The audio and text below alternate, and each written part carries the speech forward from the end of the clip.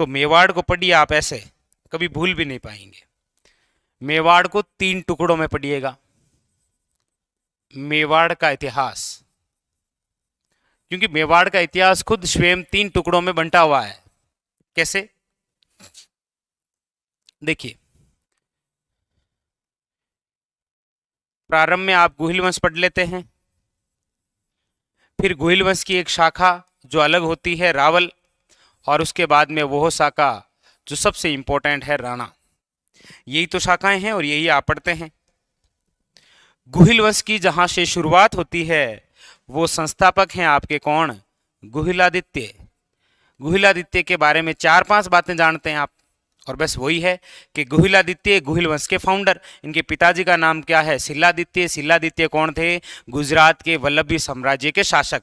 इनकी माताजी का नाम क्या है? पुष्पावती, जो आबू परमार की राजकुमारी थी। इनका पालन पोषण करने वाले कौन थी? कमलावती। बस उंदरी गांव के भिल्लों ने क्या किया था? इनका राज्याभिषेक। इनके बाद में हमें गुहिलादित्य के 8वें वंशज की जानकारी मिलती है, जिसका नाम है नागादित्य। नागादित्य अच्छा वक्ती नहीं था, इसीलिए भीलों ने मार दिया, और नागादित्य का ही पुत्र हुआ इतिहास में काल भोज, जिसे कहा जाता है बप्पा रावल। बप्पा रावल यानी कि काल भोज बचपन में हारित ऋषि की गायें चराया करते थे, और हारित ऋषि ही इनके क्या थे? गुरु। इन्हीं का आशीर्वाद लेकर 734 ईस्वी के अंदर चित्तौड़ पर अधिकार करते हैं और मान मोरी को पराजित करते हुए अपनी राजधानी बनाते हैं काल भोज बप्पा रावल। किसको? नागदा में, जहां पर सास बहू का मंदिर बना हुआ है, और इनकी समाधि भी नागदा में ही बनेगी। लेकिन उससे पहले उदयपुर के अंदर कैलाशपुरी एक स्थान है जहां पर मंदिर बनाते हैं एकलिंग जी का। इनको हिंदू सूरज, इनको चकवे, इनको राजगुरु कहा जाता है।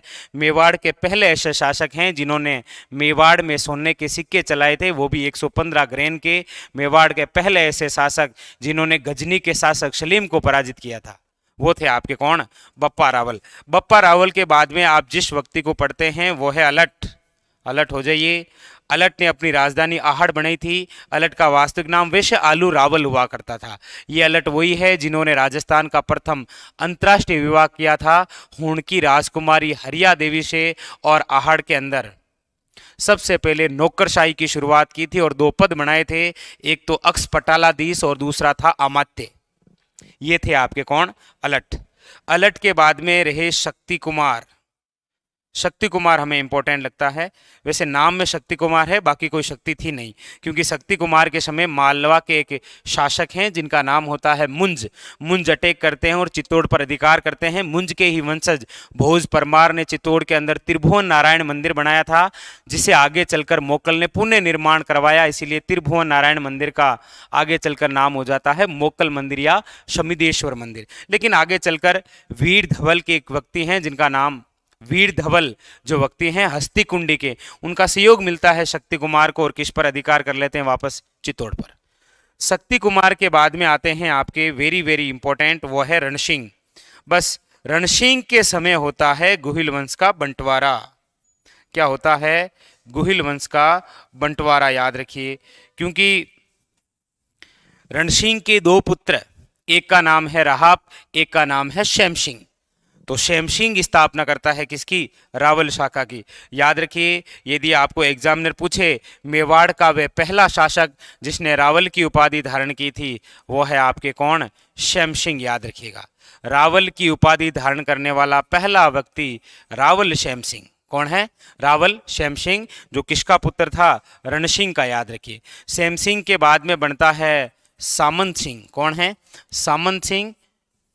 सामंत सिंह वही एक लड़की की वजह से यहाँ पर चौहान के नाडोल के जो शासक हैं कीर्तिपाल, वो अटैक कर देते हैं। सामंत सिंह इसीलिए चित्तौड़ छोड़कर कहाँ चले जाते हैं? वागड़। वागड़ के अंदर 1178 में गुहिल वंश की स्थापना करते हैं और अपनी राजधानी बनाते हैं बड़ौदा। बड़ौदा आसपुर डूंगरपुर के अंदर है, याद रखिएगा, वहाँ पर। तो श्यामसिंह, श्यामसिंह के बाद में सामंत सिंह, सामंत सिंह के बाद में जो बनते हैं कुमार सिंह, क्योंकि कुमार सिंह ने कीर्तिपाल से वापस चित्तौड़ छीन लेते हैं। ठीक है, ये इंपॉर्टेंट। अच्छा, कुमार सिंह के बाद में जो सीरीज है 4, वो और ज्यादा इंपॉर्टेंट। कौन कौन? एक तो है जेत्र सिंह, जेत्र सिंह के बाद में है तेज सिंह, तेज सिंह के बाद में है समर सिंह, और समर सिंह के बाद में है रतन सिंह। याद रखिएगा। अच्छा, जेत्र सिंह की बात करते हैं तो जेत्र सिंह के समय डॉक्टर दशरथ शर्मा की वो बात हमें याद आती है कि डॉक्टर दशरथ शर्मा ने कहा था मध्यकालीन मेवाड़ का स्वर्ण काल कहलाता है। किसका काल? जेतर सिंह का काल, क्योंकि जेतर सिंह के समय दिल्ली से अटैक करता है इल्तुतमिश और एक युद्ध लड़ा जाता है जिसका नाम है भुताला का युद्ध। आपको पता होगा भुताला का युद्ध करने दिल्ली से आया था इल्तुतमिश अपनी पत्नी के साथ में, लेकिन हमारे यहाँ पर एक चौहान व्यक्ति थे जिनका नाम था वेलजी चौहान। वेलजी चौहान ने मध्य रात्रि में इल्तुतमिश की एक मूंछ काट ली और उसकी पत्नी की चोटी काट ली। इसीलिए जब वापस यहाँ से सेना भाग रही थी तो भागते समय नागदा को लूट लिया था। इसीलिए जेतर सिंह ने अपनी राजधानी किसे बनाई थी? चित्तौड़ को। वो सबसे ज़्यादा इंपॉर्टेंट। और जेतर सिंह के दो सेनापति मदन और बादल, वो भी इंपॉर्टेंट। जेतर सिंह के बाद में इसी का पुत्र बनता है तेज सिंह। ये क्रम एक बार पुलिस में पूछा गया था, याद रखिएगा। और तेज सिंह के समय वही बात है 1260 के अंदर कमलचंद ने श्रावक प्रतिक्रमण सूत्र चूर्णी नामक ग्रंथ को चित्रित किया था, जो मेवाड़ के अंदर चित्रित किया गया पहला ग्रंथ था। दूसरी बात, समर सिंह ने टैक्स वसूला था, वही दिल्ली के सुल्तान से। इसीलिए रतन सिंह के समय यहां पर चित्तौड़ का पहला साका होता है अलाउद्दीन खिलजी 1303 के अंदर। ठीक है, तो ये है रावल शाखा, यहां पर समाप्त हो जाती है। रावल शाखा के अंतिम शासक कौन होते हैं? रतन सिंह। इस राणा शाखा की बात करते हैं तो राणा शाखा के अंदर सबसे पहले जो व्यक्ति आते हैं उनका नाम होता है हमीर। राणा हमीर देव सिसोदिया, जिन्होंने 1326 के अंदर एक बार फिर चित्तौड़ के अंदर मेवाड़ियों को स्थापित किया था, क्योंकि रतन सिंह 1303 से लेकर 1326 तक यहाँ पर अधिकार रहा था अलाउद्दीन खिलजी, उनके पुत्र खिजर खां और मालदेव सोनगरा का। लेकिन 26 के अंदर वापस अधिकार कर लेता है कौन? हमीर। हमीर जो हैं इन्हें इतिहास के अंदर कर्नल जेम्स टोड द्वारा एक नाम दिया गया, प्रबल हिंदू राजा। वैसे कीर्ति स्तंभ प्रशस्ति के अंदर राणा हमीर को कहा जाता है विषम घाटी पंचानन, और कुंभा द्वारा रसिक प्रिया के अंदर इन्हें कहा गया है वीर राजा। हमीर वही हैं जिनकी जानकारी हमें जयसिंह सूरी की एक ग्रंथ, एक पुस्तक देती है जिसका नाम है हमीर मद मर्दन। ये थे आपके कौन? हमीर, जिन्होंने सिसोदिया वंश की आराध्य देवी जिसका नाम है बिरबड़ी माता या अन्नपूर्णा माता, उनका मंदिर बनाया था चित्तौड़ के किले में। ये होते हैं आपके हमीर। हमीर के बाद में हमीर का पुत्र बनता है जिसका नाम है क्षेत्र सिंह। क्षेत्र सिंह या फिर खेता। खेता के समय मालवा और मेवाड़ का संघर्ष शुरू हो जाता है, क्योंकि खेता मालवा के दिलावर खां को पराजित कर देता है। खेता की पासवान थी खातिन और इन दोनों की अवैध संतान थी चाचा और मेरा, जो आगे चलकर मोकल की हत्या करेंगे। खेता का पुत्र होता है कौन? लाखा। और लाखा की समय की चार बातें। जावर की खान मिली थी 1384 के अंदर, जो चांदी के अंदर एशिया की सबसे बड़ी खान थी। पिछोला झील का निर्माण करवाया था पिंछू नामक बंजारे ने। एक नकली दुर्ग जो तारागढ़ किला है बूंदी, वो बनाया गया और कुंभाहाड़ा की हत्या कर दी गई थी। और एक घटना और जुड़ी हुई है केवल, और वह है विवाह। बुढ़ापे में विवाह हुआ था, बस लाखा। अब लाखा के बाद में बात करें तो लाखा के हुआ था मोकल। मोकल के समय की दो तीन बातें हैं। एक तो मोकल के पिता और माता का नाम याद रखना है खासकर, और मोकल की हत्या की गई थी चाचा और मेरा द्वारा। उस समय अटैक किसका हुआ था? 1433 में, तो गुजरात के अहमद शाह का। बस मोकल के बाद में कौन बना? कुंभा। कौन? कुंभा। अब कुंभा की तो चाहे उपाधियों से बातें कर लीजिए, अभिनव भट्टाचार्य, राणे राय, राणे रासो, या मंदिर से बात कर लीजिए, कुंभ स्वामी मंदिर बनाया, कुशाल माता का मंदिर बनाया, एकलिंग जी का मंदिर बनाया, रणकपुर जैन मंदिर जो पाली में है उनमें आर्थिक सहायता की थी। किलों की बात करेंगे तो कुंभलगढ़ किला है, अचलगढ़ है, बसंतगढ़ है, भौमट किला है, कई। और वीर विनोद के अनुसार तो ये कहा गया है कि मेवाड़ के 84 में से 32 किलों का निर्माण केवल अकेले किसने करवाया है? कुंभा ने। कुंभा के बहुत सारे ग्रंथ है, संगीत राज है, संगीत मीमांसा है, संगीत सुधा है, शूड़ प्रबंध है, और यहाँ तक कि संगीत राज में 5 भाग भी हैं। और उसके अलावा कुंभा का दरबारी मंडन की स्वयं की बहुत सारी रचना है, राजवल्लभ है, देवमूर्ति प्रकरण है। कुंभा का एक याद रखिएगा वेरी वेरी इंपॉर्टेंट जैन दरबारी भी था जिसका नाम था जिन शैन सूरी। ये क्वेश्चन भी एक बार पूछ रखा है। वरना आप जानते ही हैं कुंभा ने केवल 2 युद्ध किए थे। एक तो किया था इसने सारंगपुर का युद्ध 1437 के अंदर, मालवा के महमूद खिलजी फर्स्ट पर अटैक किया, चाचा मेरा महपा पवार की हत्या की और महमूद खिलजी फर्स्ट को कैद किया, 6 माह तक रखा और वापस रिहा कर दिया था। ठीक है, बिल्कुल 32 किलों का निर्माता कहा जाता है कुंभा को। कुंभा, अब कुंभा के बाद में कौन बना? उदा। उदा हुदा नहीं था, अपने ही पिता की हत्या की थी, इसीलिए सरदारों ने गद्दी से उतारा, मांडू चला गया, बिजली गिरी और खत्म। इसीलिए उदा के भाई को बुलाया गया था ससुराल से, क्योंकि उदा का भाई जो रायमल है वो ससुराल इडर रहा करता था, इडर से बुलाकर राजा बनाया। तो ये इतना जानता नहीं था बेचारा, इसलिए इनके समय की कोई बात भी आप पढ़ते नहीं है। रायमल का विवाह हुआ था आवड़ बावड़ की संधि के तहत, जो कुंभा और राव जोधा के मध्य हुई थी, बस उसी के तहत राव जोधा की जो पुत्री है श्रृंगार देवी, उनका विवाह होता है किसके साथ में? रायमल के साथ में। रायमल के बाद में जो व्यक्ति बनते हैं राजा, वो है आपके सांगा, और सांगा आपके सामने रहे थे ये ठीक है, ये बनते हैं सारे के सारे। तो सांगा, सांगा के बाद में कौन बनते हैं? सांगा के बाद में बनते हैं रतन सिंह। रतन सिंह का टाइमिंग ज़्यादा रहा नहीं था, 1528 से लेकर 1531 ही रहा, क्योंकि अहरिया उत्सव जब ये मनाने जा रहे थे तो कहते हैं कि बूंदी के सूरजमल के साथ में कोई मतभेद की वजह से सूरजमल द्वारा हत्या कर दी गई। किसकी? रतन सिंह की, वही लड़की की वजह से। अब रतन सिंह के बाद में कौन बने? तो कर्मावती जिसे बनाना चाहती थी विक्रमादित्य। विक्रमादित्य के समय गुजरात के बहादुर शाह का अटैक होता है 2 बार, दूसरी बार होता है चित्तौड़ का दूसरा शाह का। उस समय कर्मावती ने हुमायूं को राखी भेजकर सहायता मांगी, हुमायूं आया नहीं, इसीलिए सलूमर से आया था कौन? रावत बाग सिंह, और उसी के निर्देशन में हुआ था केसरिया। रतन विक्रमादित्य की हत्या कर देता है कौन? बनवीर। लेकिन याद रखिए बनवीर महाराणा नहीं है, सांगा का एक भाई था जिसका नाम था पृथ्वीराज सिसोदिया, जिसे इतिहास में उड़वा राजकुमार कहा जाता है, तेज धावक होने के कारण। उन्होंने ही अपनी पत्नी तारा के नाम पर अजय मेरू दुर्ग का नाम बदलकर क्या किया था? तारागढ़। और पृथ्वीराज सिसोदिया की हत्या तो उसी के बहनियों द्वारा कर दी गई थी, लड्डू खिलाए थे, लेकिन कैसे? जहरीले।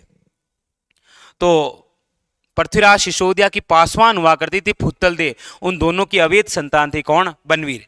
बनवीर के बाद में बना था उदय सिंह। उदय सिंह मतलब महाराणा प्रताप के पिताजी हैं ये उदय सिंह। और उदय सिंह के समय अटैक होता है अकबर का 1568 के अंदर। यहां पर अकबर का अधिकार और एक अलची सिक्का लेकर आते हैं नया, कौन? अकबर, चित्तौड़ के अंदर। उदय सिंह के बाद में कौन बने? तो महाराणा प्रताप।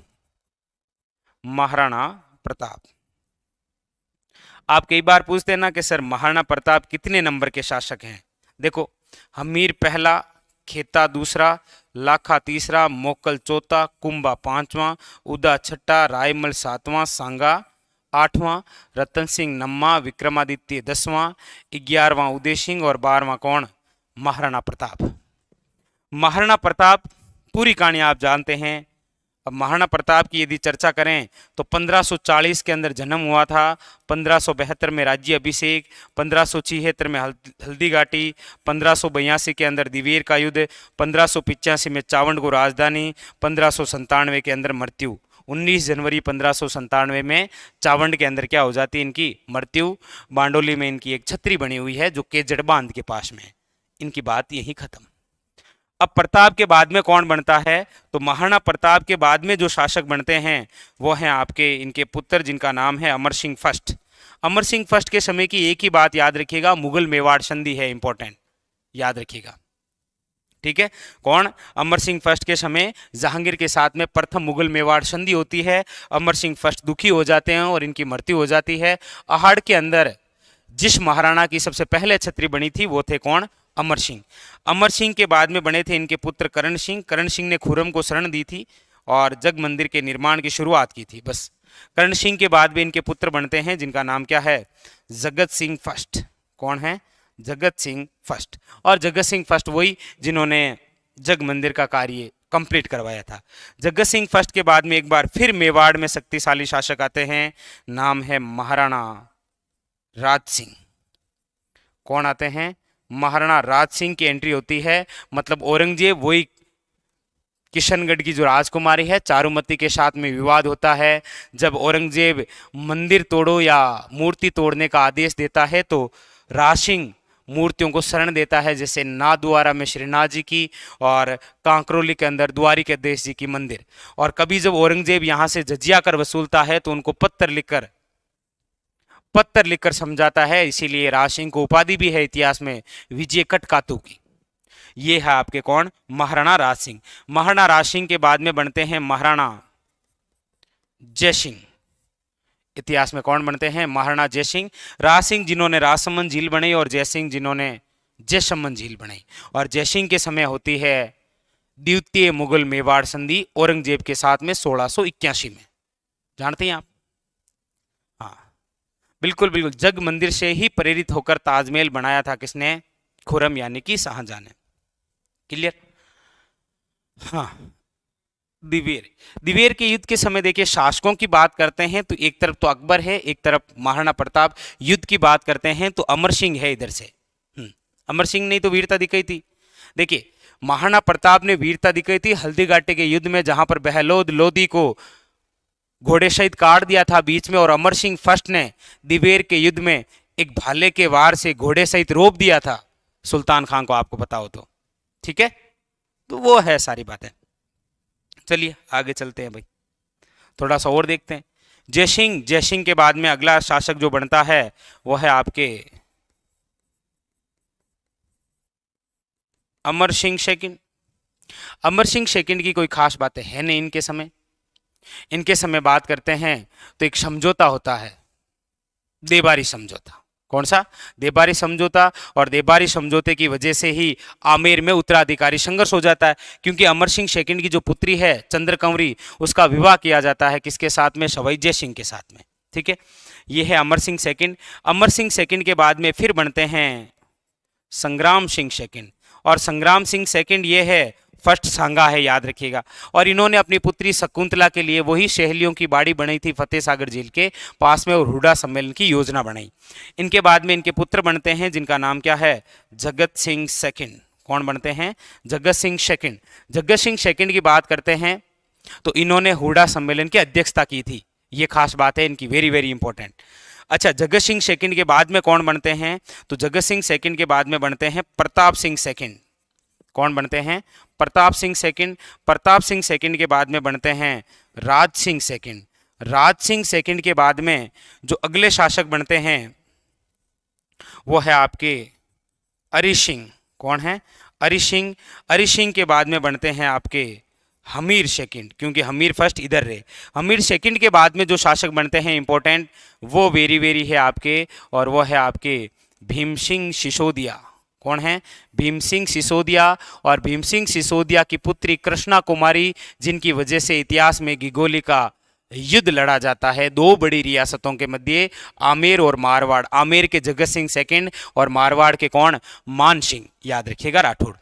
भीम सिंह के बाद में बनते हैं आपके जवान सिंह।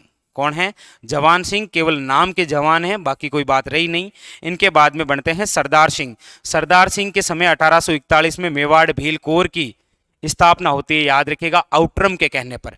सरदार सिंह के बाद में जो अगले शासक बनते हैं वो है आपके स्वरूप सिंह। स्वरूप सिंह 1857 के समय, आप सब जानते हैं इनकी बातें कि जब ये, हाँ बिल्कुल, स्वरूप सिंह 1857 के समय सावर्स के कहने पर ही अंग्रेज परिवार जो निम्मत से भागकर आता है ना, उसको शरण देता है, कहां पर, जग मंदिर में। स्वरूप सिंह के बाद में बनते हैं शंभू सिंह।